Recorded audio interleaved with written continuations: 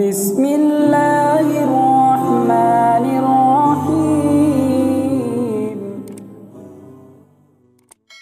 برادران اسلام، کسے پتہ ہے کہ موت کب آ جائے گی؟ پاکی کی حالت میں آئے گی یا نشے اور ناپاکی کی حالت میں؟ سامعین کرام، بتانے جا رہا ہوں ایک ایسی موت کے بارے میں جو رسول اکرم صلی اللہ علیہ وسلم کے فرمان کے مطابق جنتی ہے۔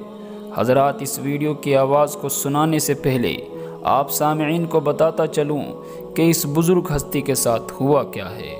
قصہ مختصر یہ ہے کہ یہ بزرگ شیخ محمود عبداللطیف احمد عبدالباقی ابو خطاب ہیں، جو کہ کویت میں آئے فلسطینیوں کو قرآن و حدیث کی روشنی میں نصیحتیں فرما رہے تھے۔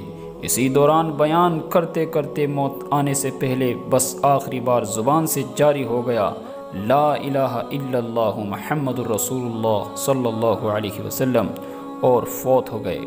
حدیث پاک میں آتا ہے کہ نبی کریم صلی اللہ علیہ وسلم کا فرمان ہے، جس شخص کا آخری کلام لا الہ الا اللہ ہوگا وہ جنت میں داخل ہوگا۔ تو اس لحاظ سے ہم ان کو جنتی مانتے ہیں۔ اللہ تعالی ہمیں بھی کلمے والی موت نصیب فرما۔ دیکھیں ان بزرگ کا بیان اور کمنٹ میں آمین لکھ کر ویڈیو کو لائک اور شیئر ضرور کریں۔ شکریہ۔ أين مات عليه الصلاة والسلام؟ مات في المعركة في الجهاد في سبيل الله، مات في مكان أسمى من ذلك، كل شيء بترتيب رب العالمين.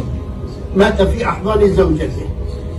كان عليه الصلاة والسلام يفتح باب السيارة لزوجته، ويفتح باب السيارة وهو لا عنده سيارة ولا قاري، كان يضع يده رجله لتركب عليها لتركب الدار. أي مقام هذا؟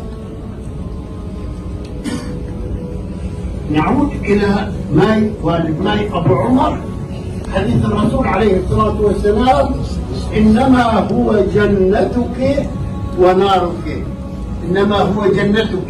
كنا في العمرة قبل أيام وكان معانا الباص 50 واحد، وكل واحد زوجته بجنبه.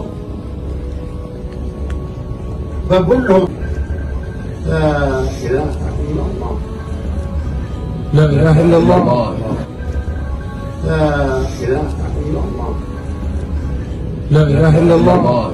امسكوا يا أخي، امسكوا، لا إله إلا الله.